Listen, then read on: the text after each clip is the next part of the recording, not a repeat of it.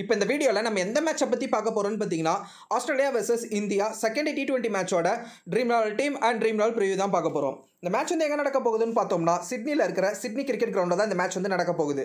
அடுத்து இந்த மேட்சோட பிச் ரிப்போர்ட் பற்றி பார்ப்போம். இப்போ இந்த மேட்சோட பிச் ரிப்போர்ட் பற்றி பார்த்தோம்னா பிச்சை பொறுத்த வரைக்கும் நியூட்ரலாக இருக்கும். அதே சமயம் இங்கே பேட்ஸ்மேனுக்கு ஒரு நல்ல அட்வான்டேஜ் அப்படின்னு கூட வந்து பார்த்தீங்கன்னா சொல்லலாம்.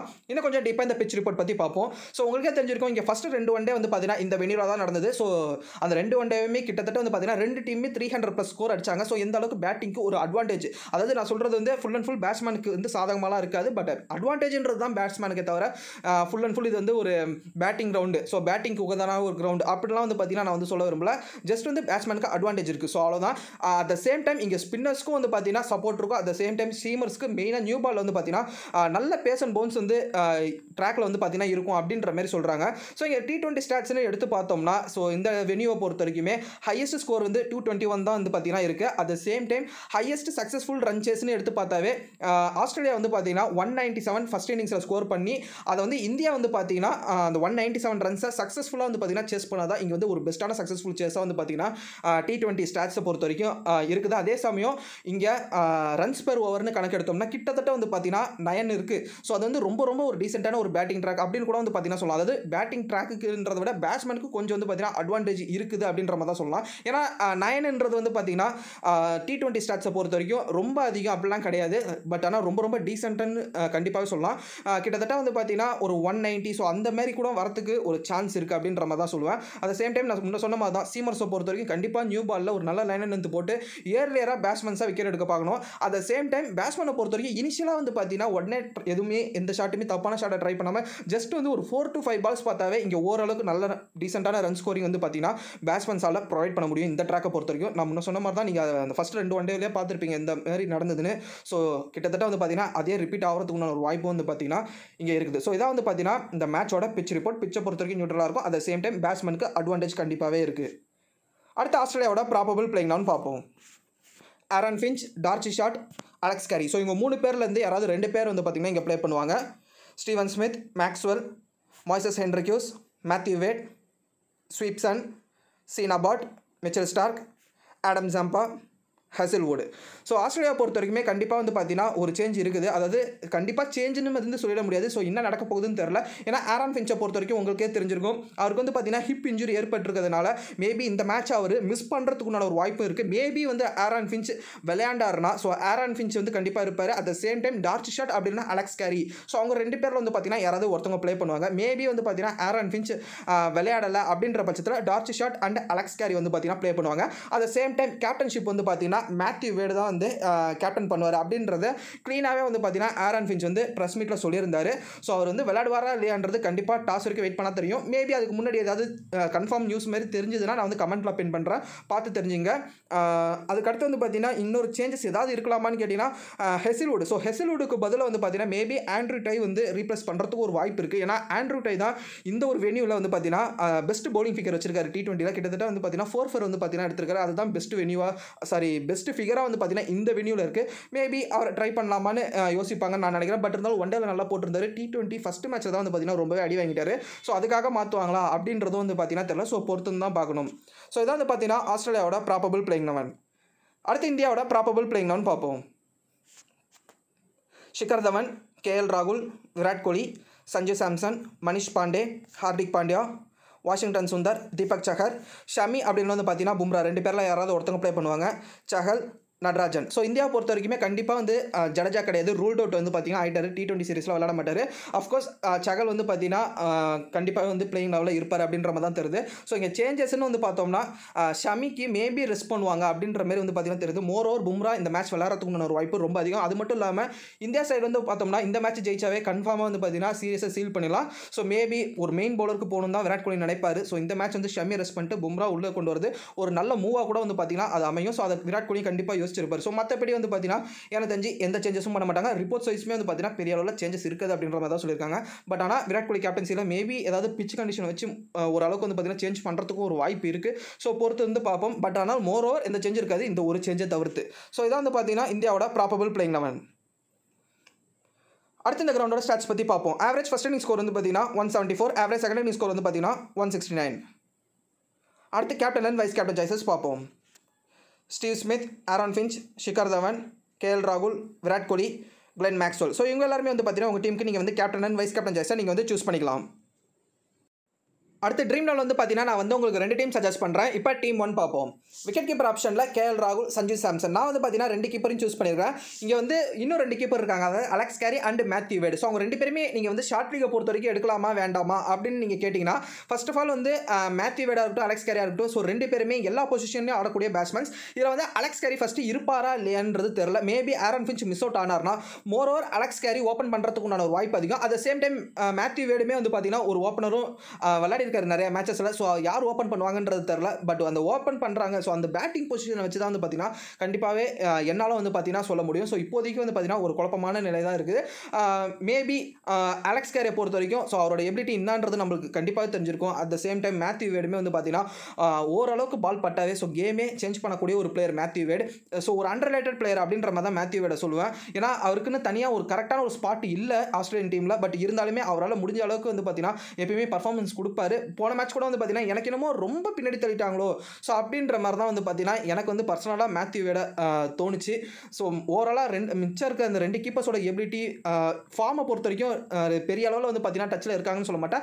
பட் மோர் ஓவர் ஓரளவுக்கு வந்து பார்த்தீங்கன்னா டீசென்டான டச் அப்படின்ற மாதிரி தான் வந்து பார்த்தீங்கன்னா சொல்லுவேன். அவரை நீங்கள் எடுக்கலாமா வேணாமா அதை சொல்லுங்கள் ப்ரோன்னு கேட்டிங்கன்னா நான் சொன்ன மாதிரி தான் பொசிஷனை வச்சு தான் வந்து பார்த்தீங்கன்னா நான் வந்து எப்பயுமே சொல்லுவேன். அது உங்களுக்கே தெரிஞ்சிருக்கும். ஸோ அது கண்டிப்பாக நம்ம டாஸ் வரைக்கும் வெயிட் பண்ணி ஆகணும். ஸோ இப்போதைக்கு என்னோட விக்கெட் கீப்பர் ஆப்ஷன்ஸில் கேஎல் ராகுல் அண்ட் சஞ்சு சாம்சன். அடுத்த பேட்ஸ்மேன்ஸ் ஆப்ஷன்ஸில் பார்த்தோம்னா D'Arcy Short, Aaron Finch, Steven Smith, Virat Kohli. அடுத்த ஆல்ரவுண்டர்ஸ் ஆப்ஷன்ஸில் பார்த்தோம்னா ஹார்திக் பாண்டியா. அடுத்த பவுலர்ஸ் ஆப்ஷன்ஸில் பார்த்தோம்னா Adam Zampa, Mitchell Starc, Natarajan, Chahal. So இந்த டீமுக்கு வந்து பார்த்தீங்கன்னா நான் வந்து கேஎல் ராகுலை கேப்டனாகவும் ஸ்டீவன் ஸ்மித்தை வைஸ் கேப்டனாகவும் கொடுத்துருக்கிறேன். கேஎல் ராகுலை கேப்டனாக கொடுத்த ரீசன் ஸோ உங்களுக்கு நான் வந்து கேப்டனாக ஏன் கொடுத்தன்றது சொல்ல தேவை நான் வந்து பார்த்தீங்கன்னா நினைக்கிறேன். ஏன்னா அது வந்து கொஞ்சம் டைம் வேஸ்ட் ஆகிற மாதிரி இருக்கும். எஸ் அஃப்கோர்ஸ் வந்து பார்த்தீங்கன்னா அவர் ஐபிஎல்லேருந்து அந்த T20 ஃபார்மேட்டில் நல்ல ஃபார்மில் இருக்காரு. அது மட்டும் இல்லாமல் போன மேட்சுமே வந்து பார்த்தீங்கன்னா ஒரு நல்ல ஒரு 50+ வந்து பார்த்தீங்கன்னா மேட் பண்ணார். ஒரு நல்ல பேட்டிங் டிஸ்பிளே, நல்ல கிரிக்கெட்டிங் ஷாட்ஸ் வந்து பார்த்தீங்கன்னா வச்சிருக்காரு. ஸோ மேபி அவரோட ஒரு பெட்டரான ஒரு கேப்டன் சாய்ஸ் இந்த மேட்ச்சில் எனக்கு வந்து பார்த்தீங்கன்னா தோணலை அப்படின்ற மாதிரி தான் நான் என்ன கேட்டிங்கன்னா சொல்லுவேன். அட் த சேம் டைம் நான் வந்து வைஸ் கேப்டன் சாய்ஸ் வந்து பார்த்தீங்கன்னா ஸ்டீவன் ஸ்மித் கொடுத்துருக்கிறேன். இப்போ தான் உங்களுக்கு வந்து ஒரு சின்ன டவுட் வரலாம். ஸோ ஏன் ப்ரோ ஆரோன் ஃபின்ச்லாம் இருக்காரு அவர் கொடுக்கலாமேன்னு கேட்கலாம். உங்களுக்கே தெரிஞ்சிருக்கும். நீங்கள் வந்து நியூஸ் வந்து கரெக்டாக பார்த்துருந்தீங்கன்னாவே தெரிஞ்சிருக்கும் நான் என்ன ஃபஸ்ட்டு சொல்லியிருந்தேன் அப்படின்றது. ஆரோன் ஃபின்ச்சை பொறுத்த வரைக்கும் கொஞ்சம் வந்து டவுட்டில் தான் இருக்காரு. எனக்கு தெரிஞ்சு மோர் ஓவர் ஒரு மிஸ் அவுட் ஆகிடுவார் அப்படின்ற மாதிரி தான் எனக்கு தோணுது. பட் இருந்தாலும் இப்போதைக்கு நான் வந்து எடுத்து வச்சிருக்கிறேன். அவர் மேபி உள்ளே வந்தாலுமே எனக்கு வந்து பார்த்தீங்கன்னா அந்த ஹிப் இன்ஜுரின்றதுனால அவரால் எந்த அளவுக்கு வந்து பார்த்தீங்கன்னா அந்த புல் ஷாட்ஸ்லாம் ஆட முடியும். ஏன்னா இது வந்து கண்டிப்பாக பேஸ் அண்ட் பவுன்ஸ் இருக்கக்கூடிய ஒரு ட்ராக். ஸோ மேபி அந்த புல் ஷாட்லாம் ரொம்ப ரொம்ப முக்கியம். அவர் என்ன தான் ஒரு அரைக்குறை ஃபிட்டில் ஆடினாலுமே ஸோ அந்த ஷாட்ஸை எந்த அளவுக்கு அவர் வந்து பர்ஃபெக்டாக கம்ப்ளீட் பண்ணுவார் அப்படின்றதும் தெரியல. ஸோ அதனால தான் நான் வந்து பார்த்தீங்கன்னா ரொம்ப சேஃபாகவும் ப்ளஸ் வந்து பார்த்தீங்கன்னா இப்போ இன்ஃபார்மில் இருக்கக்கூடிய ஒரு பேட்ஸ்மேனாக இருக்கிற ஸ்மித்துக்கு வந்து பார்த்தீங்கன்னா நான் வந்து போயிருக்கேன். பட் 1 டவுன் இறங்குறாரு. நீங்கள் ஸ்மித்தை பொறுத்த வரைக்கும் T20ல் 1 டவுனுன்றது ஒரு 60-40 அப்படின்ற ரேஷியோவில் தான் வந்து பார்த்தீங்கன்னா வரும். அதுக்கு என்ன கேட்டிங்கன்னா ஃபஸ்ட்டு ஓப்பனிங் பேட்ஸ்மேன் எந்த அளவுக்கு நிற்கிறாங்கன்றதை பொறுத்து தான் ஸ்டீவ் ஸ்மித்தோட பேட்டிங் பொசிஷன் கண்டிப்பாக நிர்ணயமாகும். மேபி வந்து கிட்டத்தட்ட ஒரு 12 ஓவர் வரைக்கும் ஓப்பனிங் பார்ட்னர்ஷிப் நின்றுட்டாங்கன்னா ஸோ அதுக்கப்புறம் மாய்சஸ் ஹென்ரிக்யூஸ், மேக்ஸ்வெல் ஸோ இவங்களாம் தான் வந்து பார்த்தீங்கன்னா ஆடுறதுக்கு ஒரு வாய்ப்பு இருக்குது. பட் எனக்கு இந்த மாதிரி ஒரு எண்ணம் இருந்தாலுமே இன்னொரு விஷயம் நீங்கள் வந்து பார்க்கணும். அந்த 1 டேவிலே வந்து பார்த்தீங்கன்னா ஸ்டீவன் ஸ்மித் அவரோட அக்ரஷன் வந்து பார்த்தீங்கன்னா காமிச்சாரு. ஸோ எனக்கு சுத்தமாக வந்து பார்த்தீங்கன்னா ஒரு கன்ஃபியூஷன் ஸ்டேட்டில் இருக்கிறான் அப்படின்ற மாதிரி வந்து பார்த்தீங்கன்னா சொல்லலாம். ஸ்டீவன் ஸ்மித்துக்கு கேப்டனாவோ வைஸ் கேப்டனோ ஏதாவது கொடுக்கல. ஏன்னா பொதுவாகவே அவர் வந்து மிஸ் அவுட் ஆவார் இந்த மாதிரி டைம்லலாம் வந்து. பட் இப்போ வந்து அவரே அக்ரஷன் காமிக்கிறதுனால மேபி அவரோட பொசிஷனில் கரெக்டாக வந்து எந்த ஒரு சூழ்நிலையில் இருந்தாலும் அவர் வந்து விளையாடுவார் அப்படின்ற மாதிரியும் தெரியுது. ஸோ நான் சொல்கிற மாதிரி தான் ஒரு 60-40 அப்படின்ற மாதிரி தான். அதாவது இது வந்து மேபி ஓப்பனர் ஒரு 10 to 12 ஹவர்ஸ் வந்து நின்றுட்டாங்கன்ற பட்சத்தில் நான் சொல்கிறேன். அப்படி அதுக்குள்ளே அவுட் ஆகிட்டாங்கன்னா கண்டிப்பாக ஸ்டீவன் ஸ்மித் 1 டவுன் தான் வந்து பார்த்தீங்கன்னா ஆட போகிறாரு. அட் த சேம் டைம் வந்து மேக்ஸ்வெல் அண்ட் மாய்சஸ் ஹென்ரிக்யூஸ் ஸோ நிலைமைக்கு தகுந்த மாதிரி வந்து பார்த்தீங்கன்னா அவங்க 2 பேருமே அந்த பொசிஷனை சேஞ்ச் பண்ணிப்பாங்க. அதாவது 2 டவுன் அண்ட் 3 டவுன் வந்து பார்த்தீங்கன்னா சேஞ்ச் பண்ணி வருவாங்க. ஸோ இதுதான் வந்து பார்த்தீங்கன்னா இந்த ஒரு நிலவரம். இதை நான் எதுக்கு சொன்னேன்னா அங்கே சொல்ல மறந்துட்டேன். அதனால தான் மேக்ஸ்வெல் அண்ட் ஹென்ரிக்யூஸை பற்றி நான் வந்து பார்த்தீங்கன்னா இப்போ இங்கே சொல்கிறேன். மற்றபடி எதுவுமே இல்லை. ஸோ இதனால தான் நான் வந்து பார்த்தீங்கன்னா ஸ்டீவன் ஸ்மித்தை வைஸ் கேப்டன் சாய்ஸ் கொடுத்துருக்கேன். எனக்கு வந்து வேறு பெஸ்ட்டான ஒரு ஆப்ஷன்ஸ் வந்து பார்த்தீங்கன்னா தெரியல. கேட்கலாம் விராட் கோலி நீங்கள் கொடுத்துக்கலாமே ப்ரோ அப்படின்றது. என்னோட வீடியோ நீங்கள் ரெகுலராக பார்த்தாவே தெரிஞ்சிருக்கும். நான் வந்து அதுவும் இல்லாமல் இந்தியா சைட்லேருந்து பார்த்தீங்கன்னா டாப் 3ல் ராகுல் அண்டு விராட் கோலி 2 பேருமே இருக்காங்க. மேபி ஏதாவது வந்து டாப் ஆர்டர் வந்து டப்புன்னு வந்து ஃபெயில் ஆகிட்டாங்க. ஒரு ஸ்பீடாகவே ஒரு 2-3 விக்கெட் விழுந்துருச்சுன்ற பட்சத்தில் கேப்டன் அண்ட் வைஸ் கேப்டன் மொத்தமாக 2 பேருமே சேர்த்து போன மாதிரி வந்து பார்த்தீங்கன்னா ஆகிடும். அதனால ஆப்போனன்ட் சைடில் யாராவது இல்லைன்னா மேபி நீங்கள் அப்படி கொடுக்கலாம். எஸ் இங்கே அஃப்கோர்ஸ் வந்து பார்த்தீங்கன்னா வேர்ல்ட் கிளாஸ் பேட்ஸ்மேன்ஸ் இருக்காங்கன்னக்குள்ள நீங்கள் அவங்களுக்கு போகிறதுல எந்த விதமான ஒரு தப்புமே இல்லை அப்படின்ற மாதிரி தான் சொல்லுவேன். அட் த சேம் டைம் நான் வந்து பார்த்தீங்கன்னா பேட்ஸ்மேன்ஸ் ஆப்ஷன்ஸில் டார்ச் ஷாட்டையும் பிக் பண்ணியிருக்கேன். ஸோ அவருமே வந்து பார்த்தீங்கன்னா மேபி ஆரான் ஃபின்ச் ஆடினார்னா டார்ச் ஷாட் டீசெண்டாக தான் நிலைமையை தகுந்த மாதிரி வந்து பார்த்தீங்கன்னா தன்னை மாற்றிக்கிட்டு தான் வந்து பார்த்தீங்கன்னா அந்த சுச்சுவேஷனில் ப்ளே பண்ணார். ஆக்சுவலாக டார்ச் ஷாட் உங்களுக்கே தெரிஞ்சிருக்கும், ஒரு பாக்கெட் டைனமைட் அப்படின்னு தான் சொல்லுவாங்க. அதாவது ஆக்சுவலாக இது வந்து வார்னர் தான் சொல்லுவாங்க. பட் இருந்தாலும் வார்னரை கரெக்டான ஒரு ஆப்டான பேட்ஸ்மேன் வந்து டார்ச் ஷாட் தான் ரீப்ளேஸ்மெண்ட் பண்ணுறது என்னோட ஒரு தனிப்பட்ட ஒப்பீனியனில். எஸ் அஃப்கோர்ஸ் வந்து பார்த்தீங்கன்னா அவர் வந்து அந்த சூழ்நிலைக்கு தகுந்த மாதிரி மாற்றி ஆனார். பெரிய ஷாட்ஸ்க்கெலாம் அவர் வந்து ரொம்பவே ஏர்லியராக போகவே இல்லை. ஸோ ஃபின்ச் அவுட் ஆனதுமே அவருமே வந்து பார்த்தீங்கன்னா போக வேண்டிய கட்டாயத்தில் தேவையில்லாமல் வந்து பார்த்தீங்கன்னா அவுட் ஆகிட்டார் அப்படின்ற மாதிரி தான் வந்து பார்த்தீங்கன்னா சொல்லணும். பட் ஆனால் ரொம்ப ஒரு டீசெண்டான ஒரு பேட்ஸ்மேன், செம்ம எபிலிட்டி இருக்கக்கூடிய ஒரு பேட்ஸ்மேன். ஸோ பொறுத்து வந்து பார்ப்போம் அவர் நாளைக்கு இருக்காரா இல்லையான்றது.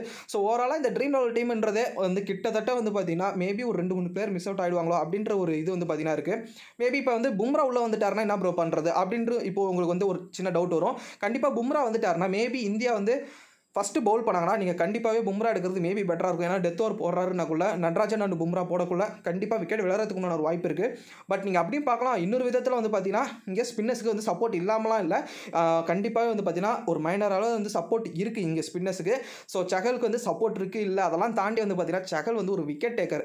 ஸோ பும்ரா எடுத்தாலும் அதே பாயிண்ட் தான் வரப்போகுது, சகல் எடுத்தாலும் அதே பாயிண்ட் தான் வரப்போகுது. ஸோ மேபி இங்கேயும் உங்களுக்கு ஒரு சின்ன கன்ஃபியூஷன் ஏற்படலாம், சகலா இல்லை பும்ராவா அப்படின்ற கன்ஃபியூஷன் கண்டிப்பாக உங்களுக்கு வந்து கிரியேட் ஆகும். எஸ் நான் வந்து அப்படி மேபி கிரியேட் ஆயிடுச்சுன்னா ஸோ நீங்கள் இந்த மாதிரி போகிறது பெஸ்ட்டாக இருக்கும். ஃபஸ்ட்டு வந்து இந்தியா பவுல் பண்ணாங்கன்னா நீங்கள் வந்து பும்ராக்கு போங்க, அப்படி இல்லைனா சகலுக்கு போங்க.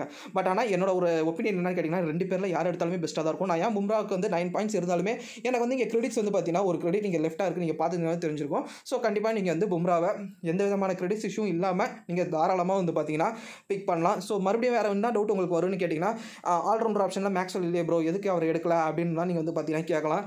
ஸோ இங்கே வந்து மொத்தமாகவே 11 பிளேயர் தான் இருக்க முடியும். மேபி நீங்கள் வந்து மேக்ஸ்வெல்லாம் எடுக்கணும் அப்படின்னு நினச்சிங்கன்னா பவுலர்ஸ்லேருந்து யாராவது ஒருத்தவங்க ட்ராப் பண்ணிட்டு எடுங்க, அப்படி இல்லைனா நீங்கள் வந்து சஞ்சு சாம்சனை ட்ராப் பண்ணிட்டு இருக்கலாம். பட் ஆனால் சஞ்சு சாம்சனை நீங்கள் ட்ராப் பண்ணிட்டீங்கன்னா உங்களுக்கு இந்தியா பேட்டிங் ஆடக்குள்ள அந்த லைனப்பில் உங்களுக்கு வராது. மேபி அந்த இடத்துல வந்து பார்த்தீங்கன்னா 2 பிளேயர் உங்களுக்கு மிஸ் அவுட் ஆகிற மாதிரி இருக்கும். At the same time maybe Sanju Samson நல்ல ஒரு டச்சில் தெரிஞ்சார் அந்த ஃபஸ்ட்டு T20லேயே. அவர் ஏதாவது ஒரு பிக் ஸ்கோர் போயிட்டாங்கன்னா கண்டிப்பாக நீங்கள் வந்து பேக் ட்ராப் ஆக வேண்டியது, பேக் ஃபயர் ஆக மாட்டீங்க. ஏன்னா வந்து பெரிய அளவில் வந்து பார்த்தீங்கன்னா சஞ்சு சாம்சனை பிக் பண்ண நான் பிக் பண்ணக்குள்ள கிட்டத்தட்ட ஒரு 47% பீப்புள் தான் அவர் வந்து பிக் பண்ணியிருந்தாங்க. ஸோ அதனால் பேக் ஃபயர் ஆகிறதுக்குண்டான ஒரு வாய்ப்பெலாம் இருக்காது. மேபி என்னோட ஒரு இன்ட்யூஷன் என்னன்னா சஞ்சு சாம்சன் ஏதாவது அடிப்பார். ஏன்னா அந்தளவுக்கு ஒரு நல்ல க்ளீனான ஒரு டச்சில் வந்து பார்த்தீங்கன்னா சஞ்சு சாம்சன் எனக்கு தெரிஞ்சார். ஸோ அதனால தான் நான் எடுத்திருக்கேன். மேபி உங்களுக்கு வேண்டாம்னு நினச்சிங்கன்னா நீங்கள் அவருக்கு பதிலாக மேக்ஸ்வெல் கூட போகலாம். நான் ஏன் மேக்ஸ்வெல் எடுக்கலாம்னு கேட்டிங்கன்னா நான் எப்பயுமே சொல்கிற மாதிரி தான் நான் வந்து 2 டீம் சஜஸ்ட் பண்ணுன்றதுனால ஒரு டீமில் மேக்ஸ்வெல் வந்து பார்த்தீங்கன்னா நான் வந்து யூஸ் பண்ணியிருக்கேன். ஸோ அதனால் இந்த டீமில் நான் வந்து பார்த்தீங்கன்னா யூஸ் பண்ணலை. ஸோ இதான் வந்து பார்த்தீங்கன்னா ட்ரீம் லெவலில் என்னுடைய டீம் 1 முடிஞ்ச வரைக்குமே நான் வந்து பார்த்தீங்கன்னா ஃபுல் அண்ட் ஃபுல் டிஸ்கஸ் பண்ணியிருக்கேன். அதை உங்களுக்கு க்ளீனாகவும் எக்ஸ்பிளைன் பண்ணிட்டேன்னு நான் வந்து பார்த்தீங்கன்னா நினைக்கிறேன். அடுத்து டீம் 2 பார்ப்போம். விக்கெட் கீப்பர் ஆப்ஷனில் KL ராகுல். அடுத்து பேட்ஸ்மேன்ஸ் ஆப்ஷன்ஸில் பார்த்தோம்னா D'Arcy Short, Aaron Finch, Steven Smith, Moises Henriques, Virat Kohli. அடுத்து ஆல்ரவுண்டர்ஸ் ஆப்ஷன்ஸில் பார்த்தோம்னா கிளென் மேக்ஸ்வெல், ஹார்திக் பாண்டியா. அடுத்து பவுலர்ஸ் ஆப்ஷன்ஸில் பார்த்தோம்னா ஸ்டார்க், நட்ராஜன், யஷ்வந்தர் சகல். ஸோ இந்த டீமுக்கு வந்து பார்த்தீங்கன்னா வந்து விராட் கோலி கேப்டனாகவும் டார்ச் ஷாட்டை வைஸ் கேப்டனாக கொடுத்துருக்கேன். விராட் கோலி கேப்டனாக கொடுத்த ரீசன் ஜஸ்ட் வந்து பார்த்தீங்கன்னா இந்த மேட்ச் எனக்கு வந்து பர்சனலாக என்ன தோணுதுன்னா விராட் கோலி மேபி ஸ்கோர் பண்ணுவாரா அப்படின்ற மாதிரி என்னோட பர்சனல் ஒரு தாட் தான். அது வந்து எப்பயுமே வெளியே சொல்ல முடியாது. ஏன்னா யார் சொல்கிறது நடக்காது அப்படி நடக்கும் அப்படின்ற மாதிரிலாம் வந்து பார்த்தீங்கன்னா சொல்ல முடியாது. ஜஸ்ட் எனக்கு ஒரு இன்ட்யூஷன் மேபி ஏதாவது விராட் கோலி ஸ்கோர் பண்ணுவாரோ அப்படின்ற மாதிரி. ஏன்னா ஃபஸ்ட்டு மேட்ச்சை வந்து பார்த்தீங்கன்னா உங்களுக்கே தெரிஞ்சிருக்கும் டிஸ்மிஸ் ஆகிட்டார் ரொம்பவே ஏர்லியராக. ஸோ மேபி இந்த மேட்ச் வந்து அவர் அடிக்கிறதுக்கு ஒரு வாய்ப்பு இருக்குது. ஸோ அப்படி தான் மீன் பண்ணுறேனே தவிர மற்றபடி எதுவுமே இல்லை. ஏன்னா இவரை மாதிரி பிளேயருக்குலாம் நீங்கள் வந்து இந்த ட்ராக்கில் இவர் நல்லா பர்ஃபார்ம் பண்ணுவார், இந்த ட்ராக்கில் இவர் நல்லா பர்ஃபார்ம் பண்ண மாட்டார். ஸோ இந்தமாரி ஸ்டாட்ஸ்லாம் எடுக்கிறதே என்ன கேட்டிங்கன்னா வேஸ்ட்டு. ஜஸ்ட் வந்து நம்மளோட ஒரு இன்ட்யூஷனால் மட்டும்தான் வந்து பார்த்தீங்கன்னா captain vice captain choice Smith மாரி, ஒரு விராட் கோலி மாரி, பாபர் அசாம் மாரி, ஸோ இந்த மாதிரியான பிளேயர்ஸ்க்கு நீங்கள் வந்து ஜஸ்ட் ஒரு இன்ட்யூஷனில் கொடுத்தாவே வந்து பார்த்தீங்கன்னா அது வந்து 100% ஒர்க் ஆகிறதுக்கு ஒரு நிறையா வாய்ப்பு வந்து பார்த்தீங்கன்னா இருக்குது. ஸோ ஜஸ்ட் வந்து எனக்கு வந்து வேறு ஒரு கேப்டன் சாய்ஸ் தேவை, அதுக்கு வந்து விராட் கோலி எனக்கு வந்து பெஸ்ட்டாக தோணுச்சு. ஸோ அவ்வளோதான் வந்து பார்த்தீங்கன்னா நான் வந்து விராட் கோலிக்கு ரீசன் சொல்ல விரும்புகிறேன். அதேமாதிரி டார்ச் ஷாட் உங்களுக்கே தெரிஞ்சிருக்கணும், போன மேட்ச் நான் வந்து பார்த்தீங்கன்னா டார்ச் ஷாட்டை கேப்டனாகவே யூஸ் பண்ணியிருந்தேன். அட் த சேம் டைம் இந்த மேட்ச் வந்து பார்த்தீங்கன்னா வந்து அவரை வைஸ் கேப்டனாக யூஸ் பண்ணுறேன். ஸோ உங்களுக்கே தெரிஞ்சிருக்கும் பெரிய அளவில் வந்து பார்த்தீங்கன்னா நான் மறுபடியும் எக்ஸ்பிளேஷன் பண்ண தேவை. மேபி அவர் போன மேட்ச் பவுல் பண்ணார், பட் ஆனால் நான் வந்து 1 or 2 ஓவர்ஸ் எதிர்பார்த்தேன் பவுல் பண்ணேன். பட் இருந்தாலும் நான் வந்து பவுலிங்கை மீன் பண்ணி கொடுக்கல அப்படின்றதையும் நான் சொல்லியிருந்தேன். பேட்டிங் வந்து பார்த்தீங்கன்னா கண்டிப்பாக வந்து ஒரு டேஞ்சரஸான பேட்ஸ்மேன் மாட்டிருச்சுன்னா ஒரு பிக் ஸ்கோர் போகிறதுக்குள்ள ஒரு வாய்ப்பு வந்து பார்த்தீங்கன்னா டார்ச் ஷாட் கிட்ட கண்டிப்பாக இருக்குது. பட் அதுக்கு முன்னாடி அவர் வந்து விளையாடுவாரா அப்படின்றத ஃபஸ்ட்டு பார்க்கணும். எனக்கு தெரிஞ்சு ஒரு ஓவர் விளையாடுவார் அப்படின்ற மாதிரி தான் தெரியுது. ஸோ நான் இப்போதைக்கு அவரை வைஸ் கேப்டன் சாய்ஸில் வச்சிருக்கேன். இப்போ உங்களுக்கு இன்னொரு டவுட், மேபி இந்த டீமை பார்த்ததுமே கேட்கலாம், என்ன ப்ரோ மிஸ் அவுட் பண்ணிட்டீங்க டீம் ஒன்றும் மாய்ஸஸ் ஹென்ரிக்யூஸா போன மேட்ச் வந்து பார்த்தீங்கன்னா 3 விக்கெட் எடுத்திருந்தாரு, 30+ ரன்ஸ் அடிச்சிருந்தாரு. ஸோ அவரை போய் மிஸ் அவுட் பண்ணிட்டீங்களா அப்படின்னு கேட்கலாம். நான் வந்து வேணும்னா மிஸ் அவுட் பண்ணுறேன்.